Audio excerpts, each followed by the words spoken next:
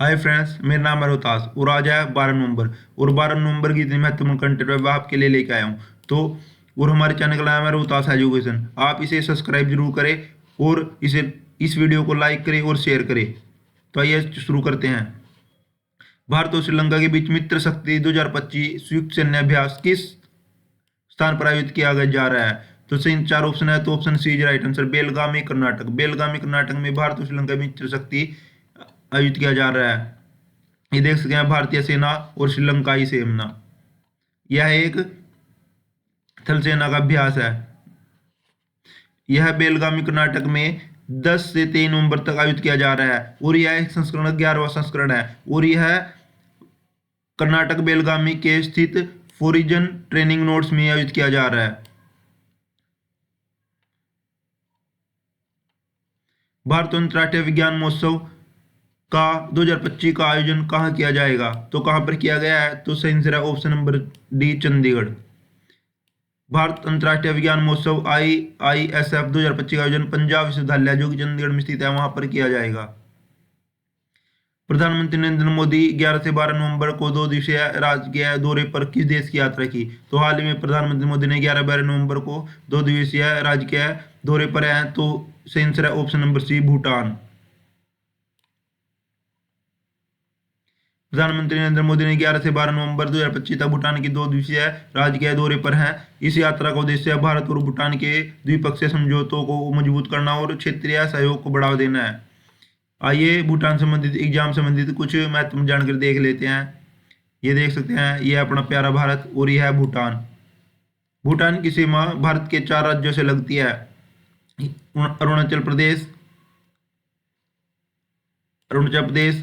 असम, पश्चिम बंगाल और सिक्किम। ये 4 राज्य हैं जिनसे जो है सीमा लगती है भूटान की।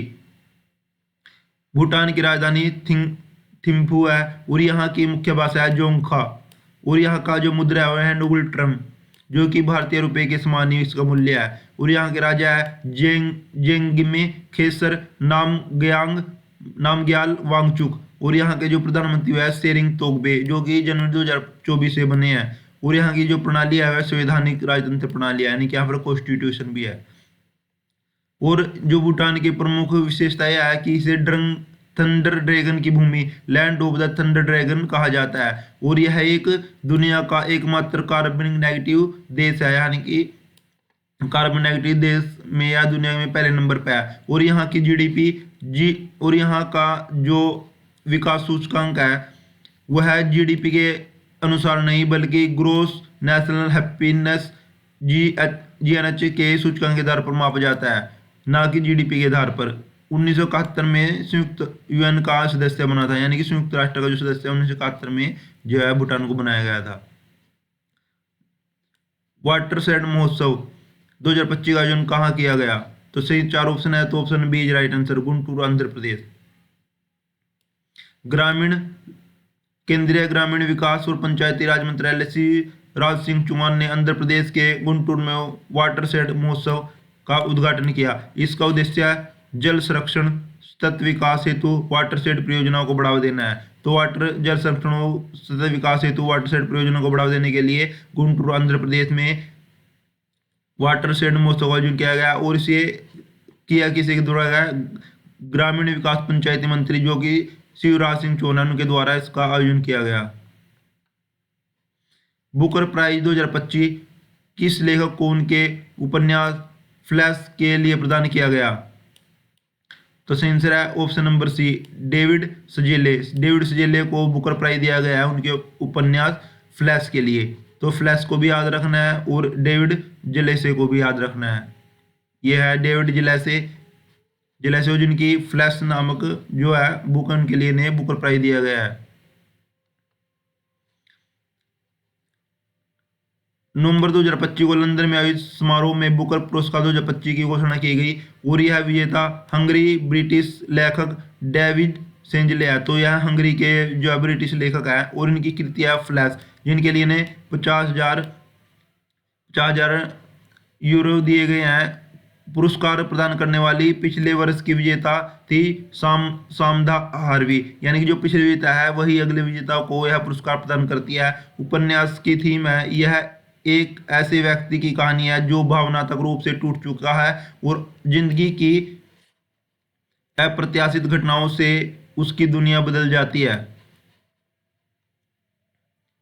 भारत और अंगोला ने नवंबर 2025 में किन क्षेत्रों में सहयोग को सुदृढ़ करने हेतु समझौते पर हस्ताक्षर किया है?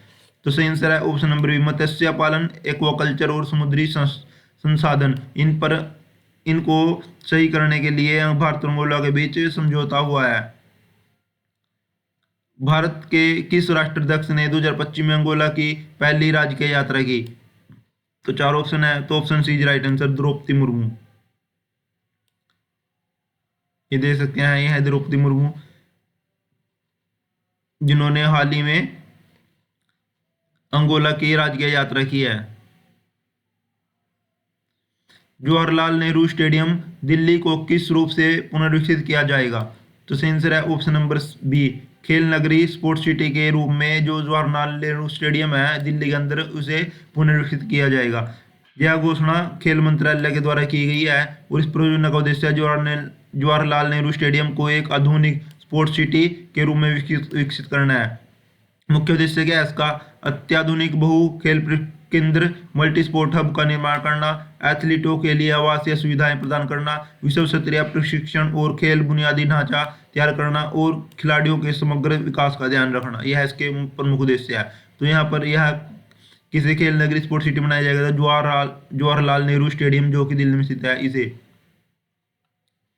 सम्राट राणा ने 2025 ISSF विश्व चैंपियनशिप में कौन सी स्पर्धा में स्वर्ण पदक जीता है? तो सही आंसर है option number B, 10 metre air pistol जो कि पुरुषों की थी, उसमें जो सम्राट राणा है उन्होंने स्वर्ण पदक जीता है। और यह काहिरा में आयोजित की गई थी। हाल ही में निधन हुए आंद्रे श्री किस भाषा के प्रसिद्ध कवि और कलाकार गीतकार थे? तो आंद्रे श्री का हाल ही में निधन हुआ है और यह किस भाषा के कवि थे? तो सही answer option number B, Telugu. जो आंद्रे श्री थे वह तेलुगु भाषा के कवि थे। आंद्रे श्री एक प्रसिद्ध तेलुगु कवि और गीतकार थे, उन्होंने जो अपनी संस्कृत जन जागरण गीतों के लिए प्रसिद्ध थे।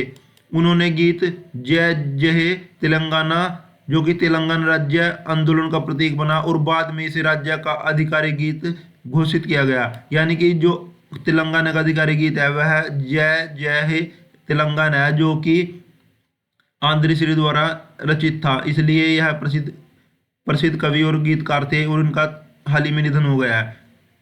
तो इसी के साथ आज की वीडियो समाप्त होती है। उम्मीद करते हैं यह आपको पसंद आई होगी। इसे लाइक करें, शेयर करें और हमारे चैनल को सब्सक्राइब जरूर करें। आपकी अति कृपा होगी। तो आइए शुरू। जय हिंद, जय भारत।